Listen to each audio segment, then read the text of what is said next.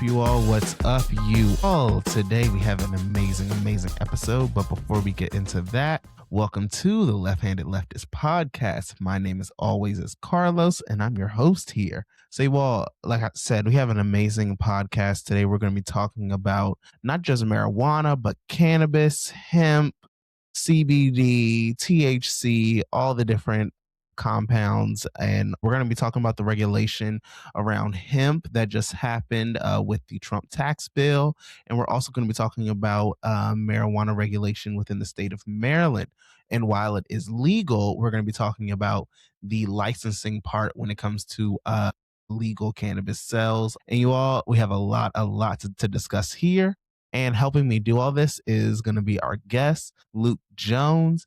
He is a citizen advocate focused on harm reduction policies that pertain around decriminalization. He's a community organizer, and he is also the executive director of the Maryland State chapter of the National Organization for the Reform of Marijuana Laws, also known as Maryland Normal. And without further ado, you all, let's get into it. Awesome. Thank y'all. Luke Jones is in the house. So glad to have you here. Luke, how you doing? How's your holiday been? How's everything going with you? Everything's going great. A lot of family time, good plans for the holiday. And it's great to be part of your program. Thanks for inviting me. Awesome. Of course. And a lot of people may not know this. I've known you. I'm just realizing, like, in setting this whole podcast up, I've known you for multiple years. I think the first time I met you was in when I worked for David Moon's office in the General Assembly, and you were advocating for legislation then, and I saw you came to the office. I was like, okay, hold on, who's Luke? I got to get to know him, because just you knew so much about just like general like policy, especially around like legal justice, marijuana legalization, that kind of stuff. I was like, all right, cool. Luke's got to be my political friend. I got to figure out what's going on, all that. So yes, we've known each other for a minute. Yeah, and David represents me in the Maryland House, and so I would have had a lot of opportunities to encounter you in the offices in Annapolis, and it's very memorable. I, as a citizen, I was politically active when I was younger, and then was very career oriented and so forth, and fell away from political advocacy and activism. And I got sort of re-engaged in the political process through the Bernie Sanders campaign. So first one, or I guess the first one or the second Bernie Sanders campaign? Wow. Okay. Okay. So this would go back to about 2015. And I had worked on other national campaigns before, just in terms of door knocking and so forth. But I was more in the Ralph Nader, wing of the political conversation. Shout out to you. And so I worked for Ralph Nader's campaign for presidency twice. This is obviously before Bernie, but we were very excited and kind of got re-engaged. And so at the end of that, I was looking for a way to learn more about Maryland politics. And this issue of marijuana legalization was sweeping the whole country at the time. The Arctic Circle and Alaska and all of Canada, all the way through Washington and Oregon. We were anticipating in 2016 California voting for Prop 64, which would legalize a responsible adult use program for California. And so this was I thought I would be a witness to the change in Maryland, because it just seemed like it would be a easy concession to try and win over progressives for the Democrats. And we just didn't see any reason to adhere to really indefensible, punitive public policy options. Really, when you think about it, right, there's a range of policy options in front of us to how we respond to different questions. One of those being criminal justice and law enforcement, which generally should be the last policy option we turn to. No, not just let's turn to a criminal justice response to this. So I feel the same way about adult consensual sex work, which I don't think should be criminalized, these types of things, so that puts me into a camp with a lot of also libertarians who also espouse ideas that I don't agree with, so. Yeah, they got their mix of good, bad with them as well.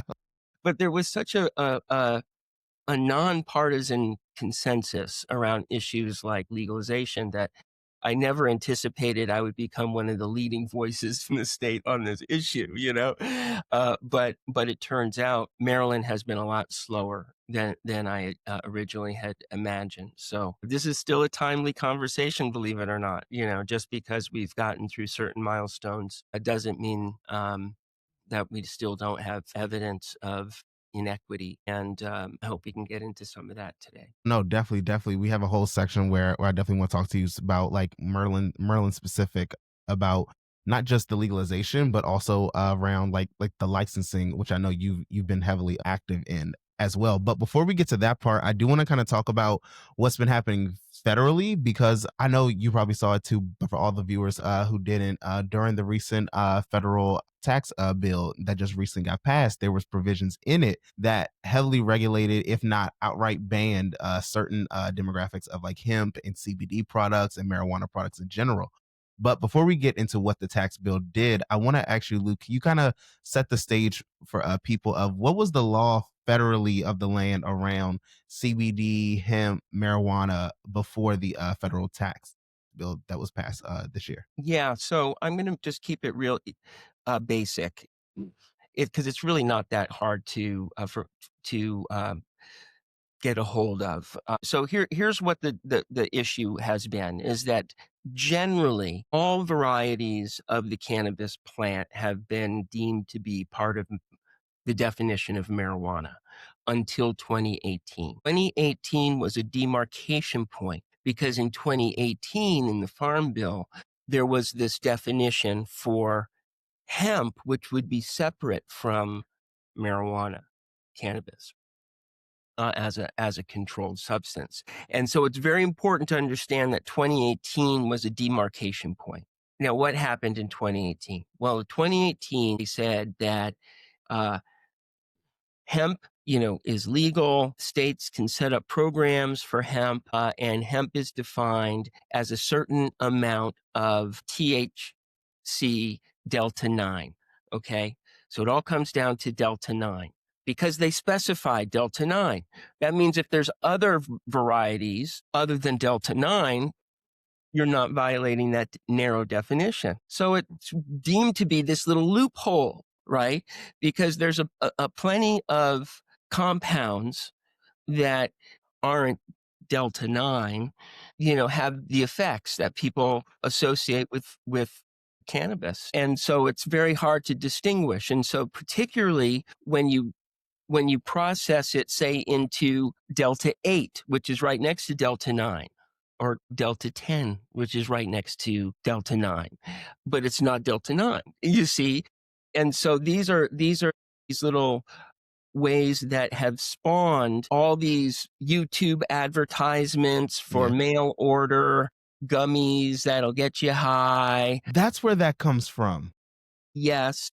And all of these, so it's very important that we understand what the consequences of this interpretation of what this definition of hemp, because if you met the definition of hemp, you technically are not growing get you high marijuana at that point, right? Even though you can harvest it, particularly at scale, and then process the resulting compounds into, say, a delta 8, let's say, which can go into vape pens, can go into gummies, can go in.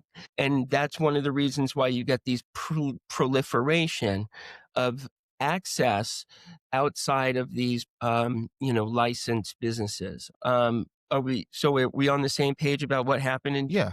2018 so Yep. far? We got the pre-stage of it. No, that was, thank you. That was a great explanation of it. Yeah. So people call it a loophole, because what just happened, in 2025 with this compromise budget deal that we're talking about, that you started off here with, is that, well, what happened just recently is they closed this definition. They changed this definition, that basically any of those derivative psychoactive compounds are not part of the definition of legal federal hemp. And so this is sending shockwaves throughout the cannabis community, because there are a couple of different affected parties by this decision.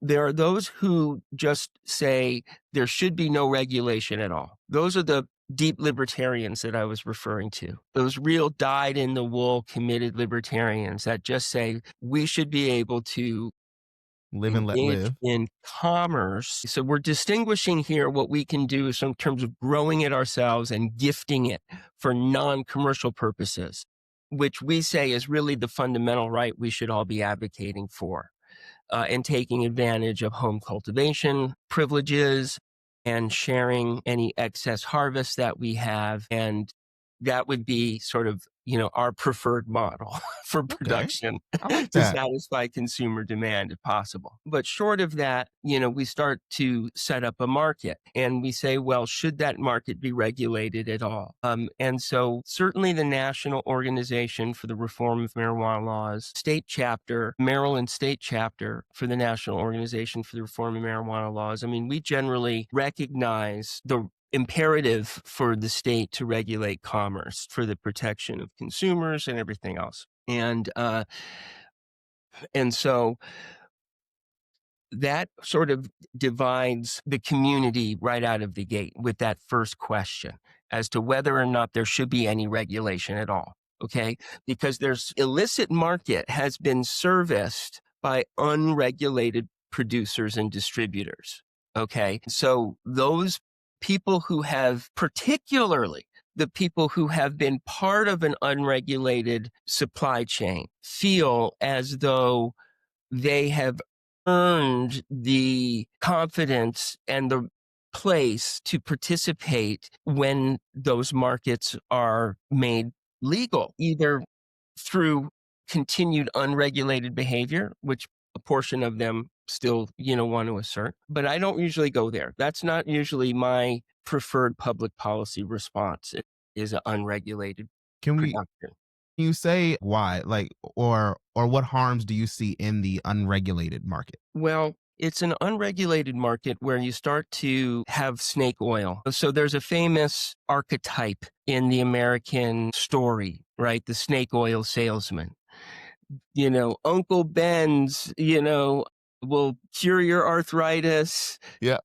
cure your, and help the pregnancy, and everything else. And some of it's just innocuous, but, sometimes you wind up with lead and arsenic in the toothpaste, or unsafe, unhealthy food, or people buy a vape pen at the corner store. It turns out that the delivery device is putting nickel, directly into their throat. And yeah, this is one of the reasons why there was such an outcry about regulating access to vape industry, making sure it was actually regulated, because anybody can go on the internet and order, a box of 70,000 cartridges of delivery, or something. But anyway, so these are the questions that we come to, Carlos, which is whether or not we should have regulation. Okay. So we can talk more about why people assert that it's a bad idea to regulate. One is that generally this is safe. Generally consumers, know, what works for them. And so there's not a need for a public health or safety reason. But anyway, generally speaking, regulated industry gives the consumer confidence that what is on the package is what it's, what it says on the package is what is actually in the package, that type of Yeah. thing. And it shouldn't be difficult or cumbersome to gain access to a license to operate legally. That's where we get to the second question, which is if you do agree that there should be a regulated market, what should that regulated market look like? And what the change in the definition at the federal level is forcing everybody to confront is Mhm. that our current state system will determine whether or not people can transition from growing hemp products under the Farm Bill definition that was servicing a consumer population that was actually looking for psychoactive properties and making sure that these individuals have access to the market through the licensing system at the state. So, Carlos, I think that's the transition point from what's happened at the federal level to what is going to be happening, and what we're doing at the state level. Okay. So Before we get basically, I before also want to just say one other thing about the federal definition is that here in Maryland, the last legislative session in Maryland passed, the General Assembly adopted a legislation that tightened the definition of these hemp products already to give in more clear guidance to the enforcement arms that they can in fact close down business operations that are CBD shops. That's why if you try to go to any of the CBD shops that maybe you've frequented in the past, they may have been shut down or they don't have such products on the shelf anymore. That happened before what they did at the federal level. And wow. and that just goes to show how important state law is to what people actually gain access to in terms of products. No, you're right. I didn't even know that that happened. But even before going fully down the route of the state side, on the federal side too. So when you say that basically before the Farm Bill kind of made like a loophole for people to sell hemp products, CBD, things like that. Did you see or do you see most people who use the loophole were trying to sell like your Delta 10s or your Delta 8s, or did you have most people who were using that loophole were actually selling like hemp derived products that or like CBD products that aren't the psychoactives? So I'm not an expert on this, Mhm. No, no, no.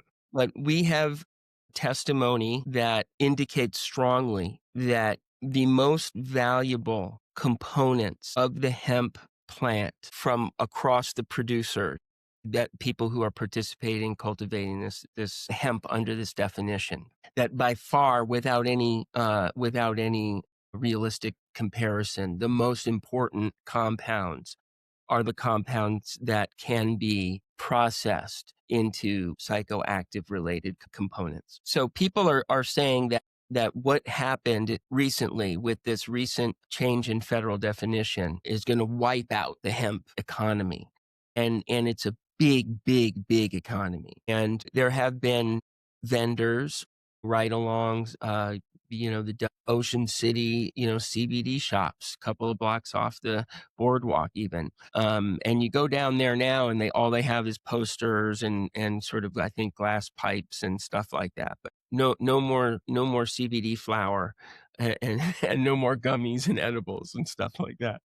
So that's all uh, before the federal definition change. Yeah, and let's take that turn down the state, and I'm not.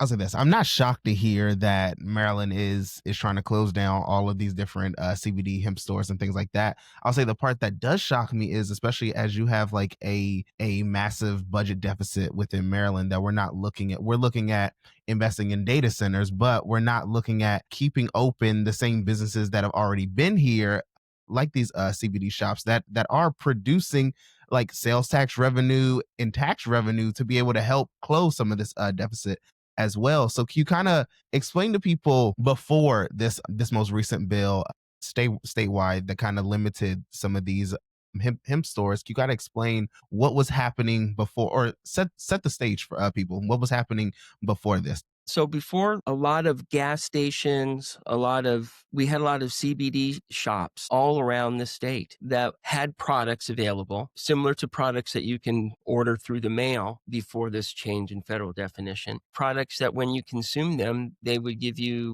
the effects as if it were a licensed cannabis retailer. So here in the state of Maryland, all consumers that are seeking those psychoactive effects of cannabis have adults, um, 21 years of age and older, and younger than that for the medical cannabis program. But adults have access to legal cannabis in Maryland. But those consumers are expected to purchase products only from state licensed businesses. And so before this legislation passed at the state level, consumers were purchasing from state licensed businesses as well as these other sort of hemp derived products that were also available on the market. By taking those products off the market, we would expect more consumers to be purchasing exclusively from state license operators and vendors. So yeah. Okay. So moving past that, and now we are at the point of this legislation. And also, I'll ask that part separately. But since this legislation has passed, you said that you've seen a major closing down of just different CBD shops and things like that, and people going out of business. What has kind of been like the real world effect that you've noticed, either from the consumer side or from the business owner side, who's are like losing out on wealth and things like that for their families? Yeah, well, Carlos, that's a really good question because it it requires us to understand what the Maryland legal market looks like and why I think it's so unjust. And so the impacts that you're asking about are impacts that are caused by the design of our state system. And so I'm very, very vocal, outspoken critic of the Maryland approach to legal cannabis production and distribution in the state because I think it's really contrary to the interests of working families. And I think it's based on the premise that the state will attempt to guarantee profitability for a small number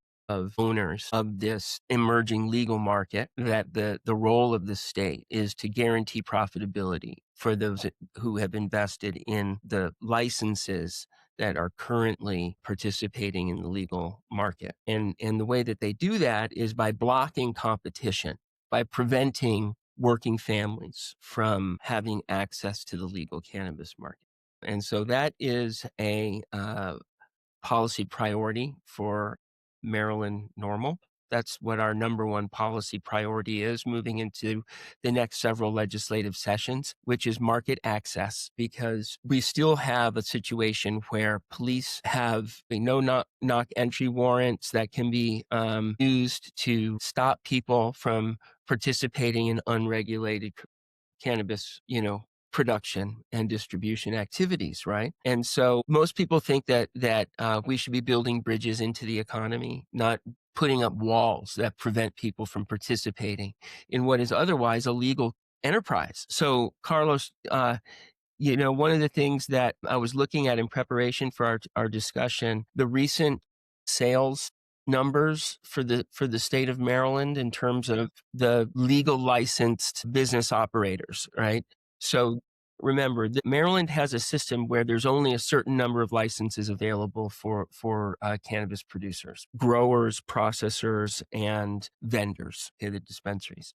So because there are only a limited number of these licenses available, the value of these licenses are artificially inflated. And so the profits that these private business enterprises are making are at the expense of other people who might otherwise want to participate. And it's not funneling necessarily back into a public good. It's funneling into private profits. And so it's helpful to look at the Maryland Cannabis Administration's data. Actually, before you share the numbers, can you explain for people what is the current licensing system? Because some people, most people that I know, advocacy went towards like legalizing it, and most people thought, okay, once it's legal, it's done, right? The fight's over.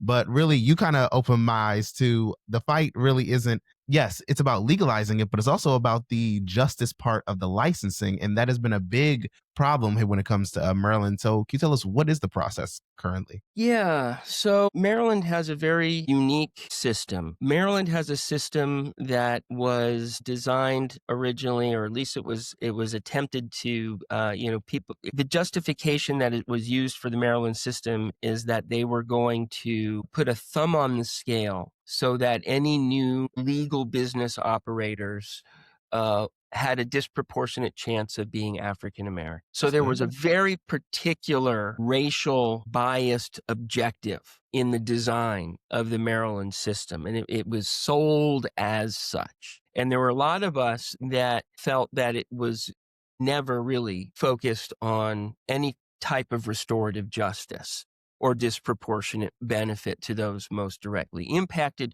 We saw it as a continuation of let's use the power of the state to concentrate wealth in just a few hands. And even if all these new licenses went to African American individuals, that still wouldn't necessarily be translatable to restorative in terms of economic justice for the vast majority of people who have been negatively affected by the war on drugs. If you want to target investment in those communities, why not make all of these operations publicly owned and funnel all of the profits into community redevelopment? If that's what we're really going to prioritize. And a lot of people originally had suggested such models like that. And there's a lot of ways to sort of design that. Let's just say it was very distributed in terms of thousands of small family producers, right? Whose products are tested and then sold at state operated dispensaries, let's say. Well, that was sort of how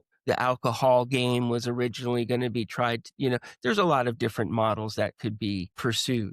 But the model that we have is one that was written by the license holders, the people who are currently holding licenses in the Yeah. medical cannabis program. As we What? transition to the adult use, they were advocating for certain things. And you heard us arguing about these issues, Carlos, Yeah. No, before you definitely. start the podcast. No, definitely, definitely. I'm just wow. Like it's just shocking again, just to hear it that the same people who already had the licenses, which I or had the medical licenses, which I can assume, and correct me if I'm wrong, were not the black people or the actual people who've been affected by the war on drugs. Most of them are just corporations, but they're the ones who are going to set up the market for what's supposed to be marijuana justice cycle. Wow. Yeah, so we made a really good documentary about this called Weed Wars. So we'll put a link to the Weed Wars documentary, Definitely. Weed Wars Part 2,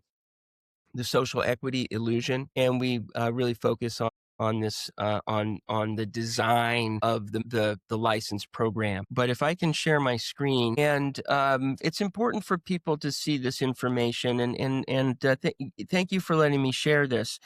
What I'm sharing here is information from the Maryland Cannabis Administration, okay? And these are the monthly sales totals for the legal cannabis market in Maryland, okay? And so what we're looking at is about $80 million a month in adult use, meaning in the non-medical cannabis program. We're averaging around $80 million a month, and that is in addition an additional $20 million a month on the medical side, for a grand total of $100 million a month of legal sales. Oh, do you understand what I'm saying? Yeah. Now, What? now, what we expect to see happen. Um, This is as of October of 2025, okay, because they do monthly numbers. Now, there's a lot of good things about regulation, Carlos.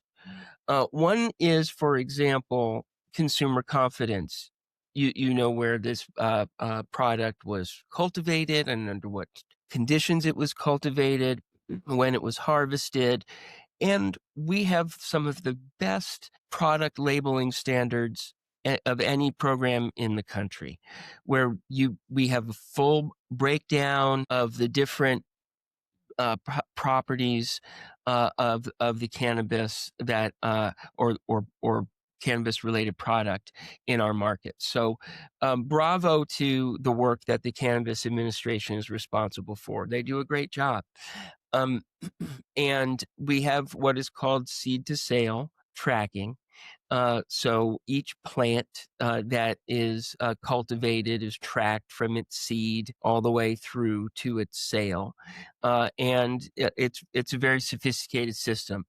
And so it also lets us see what the level of consumer demand is. Now, with the closure of access to some of these other hemp derived cannabis related products, we would see consumer behavior. We would expect to see consumer behavior shift over here, and we should see this number go up. Okay. Wow. But we're about $1 billion a year industry in Maryland. And Any questions about this information? Yeah. So, okay. So all of this is just the funds that, or the tax money that the state gets in, even while we're doing this like heavily regulated, only allowing basically big corporations to kind of get in process here.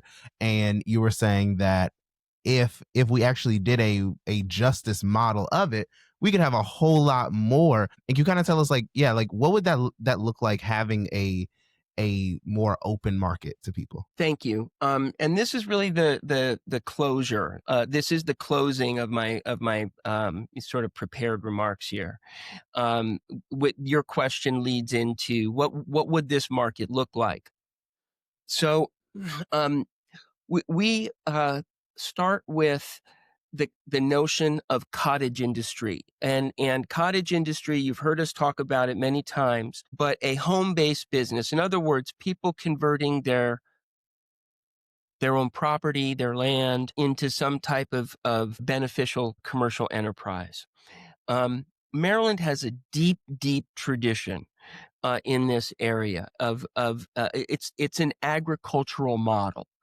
And so what we are proposing is that the Maryland General Assembly allow counties to license small producers whose cannabis products would be tested and moved into the permitted retail system. But that we should find space on the shelves of the dispensaries for products that are produced within the state by family owned and operated uh, scale enterprises. Yeah. And it's very exciting because it's a reminder that there are many resources available for in Maryland for we would say relatively small scale agricultural producers. This is a very agricultural intensive state, and there are a lot of small family farm size producers all across the state. And um, we think that that is the first place to start in terms of opening what is currently a cartel, which is currently a set of producers that the state is trying to stand as a guarantor of exclusive profitability. And the justification that's being used, Carlos, is that there's a public health and safety argument that's being made, that this is somehow protecting public health and safety by keeping the number of producers limited. We can make sure that we don't overproduce. We don't have surplus going out into an unregulated, distribution system, and they want to keep a tight limit. We have to weigh what is really in the best interest, right? Is to prevent people from legally participating in an otherwise legal industry, which we think is the right choice and consistent with our values. And we want people to help us. We want people to get involved. And if people feel that their access to the current licenses is being unjustly blocked because the current system doesn't qualify them as a social equity applicant, or if they do qualify as a social equity applicant, perhaps their name wasn't pulled in a lottery system, and the current licensees. No, no, no, no. Go ahead, finish. I had a question just about the lottery system, that that it's a lottery, that something that was supposed, so a social equity piece that was supposed to be made to make sure that the people who are directly affected by the war on drugs are able to benefit from it. We're going to say, we're going to put all of you all into a lottery, and you just got to hope and pray that you magically get selected for a social equity license. Yeah, well, get this. So they said, basically, they said anyone who lives within a zip code of the social targeted social equity community. And so which zip codes did they pick? Well, they picked areas where enforcement was the heaviest, okay? And so we're rewarding the areas that over policed on this again, and so that's not necessarily a guarantee that the qualifying individual who happens to live within the zip code has anything to do with harms specific to this, and why should that community suddenly be the most qualified, uh, as opposed to someone else who might have a dream they want to pursue? You know what I mean? It's sort of like we shouldn't be picking and choosing who gets to pursue their dream, you know? And whether it's people who want to become expert pianists or concert musicians or editors or attorneys or cannabis business operators, we should be supporting people to pursue their dream and not saying, but we're only going to try and find a way to magically pick one subset of people to say, well, you can pursue your dream in this area to the exclusion of other people who are standing right next to you who might want to also pursue and might have a far better idea than you. You know what I mean? And so, why would we want to deprive people from their opportunity to fail, Right? or opportunity Exactly. to succeed? Let everyone fail or succeed on their own. But even to your point there with the whole zip code thing, which I still think is a crazy like way to do it. We see all the times a neighborhood can be heavily police, low income, all the problems that come with that. And you can see developers go in and gentrify a whole neighborhood out to where, yeah, decades ago that neighborhood was heavily policed for marijuana and drug related crimes, but now it is like a thriving suburb with like multi-million-dollar homes. So do they still get the benefit just because they gentrified the neighborhood out? That doesn't make sense to me. Right. So it's very random. So you first have to live within one of these zip code areas to even qualify. And then you had to put your name into a lottery system, and they picked people by lottery. Getting back to your question, yeah, it was by lottery. And so it wasn't based on merit, or it wasn't based on an evaluation of a good plan of execution. So it was really designed to fail from the beginning. And remember, Carlos, that it was written by the current license holders to benefit their interests. And what are their interests? Well, to prevent competition for as long as possible. And that is each month they're selling over $100 million worth of cannabis products a month. And it's hard for people to sort of scale that to realize what that really looks like. But it's quietly happening. It's a lot of profit, and it's exclusively in the hands of a very few number of operators. So, Carlos, we want people to get in touch with Maryland NORML. We're going to help them get in touch with their elected officials in Annapolis if people are interested in having an open market. Okay. I love it. I love it. I have two more final questions as we get ready to close out here. One of them is actually because I actually watched the documentary that you were a part of, but then also I remember when the vote for question four was out, and it was you and Delegate CT Wilson going back and forth about licensing and everything. I remember you were forecasting that if this program is set up the way it actually is now, you're going to have a lot of these corporations who are using people who live in these zip codes, or people who were directly affected by the war on drugs, as the face of their business just in order to get the license. And we see that really they're just using that to kind of ease their way into getting a license quicker. So can you talk about that really quickly as well? Yes, I can, but I'll be very brief. The truth is that it's very hard to know how many of the potential social equity operators were really just sort of front people, because many of them were very explicit about what their intention was, which was to get the license through the lottery and then stand back and see who made them the best offer, right? Because they viewed it as winning a golden ticket. And then they would shop around to see, well, who can give me the most investment money with the limited amount of stake, let me keep as much of the business as possible and all of that. But they really viewed it more as a stepping stone to a cash cow, as opposed to really pursuing a clear business plan or vision. And it is evidenced by what has happened with the 250 businesses that are out there as social equity licensees. So there are approximately 250 of these entities that were selected as social equity applicants.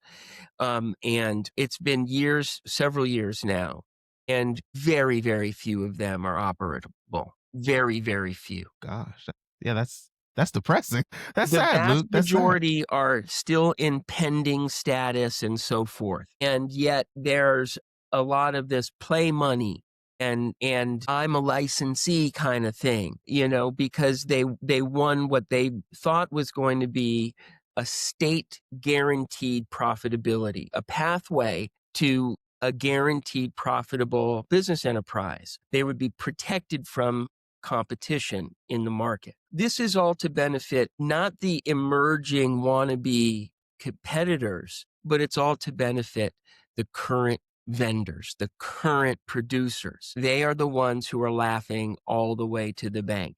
And they want to see the legislature falling over themselves to design some type of targeted African American only business plan until we have interstate commerce. And once we have interstate commerce, it's all over because cannabis products will come into the state on rail cars, from Indonesia and places where they'll be growing it. Just mass production and just say, all right, cool, we're gonna cut out the actual family part of it. And to your point too, like when you were talking about like having the cottage businesses and people growing this at their small farms, my mind kept going back to like almost going to like a farmer's market and how you see people selling like locally craft beer and like local alcohol and things. And us and how many people going into dispensaries would be happy to see that, oh, this flower was produced like what, 12 miles from here. Like I can know the family, know the people who do it. What do you like from your interpretation? Is what do you see as like kind of the biggest setback or like negative that the people of Maryland are facing by having all of their marijuana? Just because I even look at the dispensaries, all of them are like corporate entities. There's no like, hey, like there's no Jones family dispensary. There's no like Jones family grower, something that people know who it is like putting this stuff together. Yeah. Well, first and foremost, I think that the number one harm is the risk of encounters with police and the criminal justice system. And I think that remains for me an sort of unimaginable trade-off, right? We either have a more open, competitive market where people have access to a legal business license, or a closed system reinforced by deadly police force, the application of deadly police force, and the utilization of our criminal justice system to prevent competition. And I think it's a no-brainer that we would prefer to have market access as opposed to perpetuation of this war on drug nonsense, which doesn't maximize our freedom. It doesn't make us more safe. So I think that's the primary thing. I also think that the other benefit is that we have to demonstrate that the economy is here to be in service of the people, not return on investment for investors. Because we either have a legislative policy environment that is to protect return on investment for a pool of investors, which is what we have with this limited license nonsense, artificially inflating all these profits, preventing competition. Or we have a people focused economy, which says that if somebody wants to produce and bring something to the market, give them an opportunity to do that. I mean, if people want to grow cannabis legally, and the county is willing to allow them to be satisfied that the circumstances are safe enough to warrant such a business and willing to permit the operation, that grower should have access to a business license, in our view, not a visit from the police, which is the alternative, Carlos.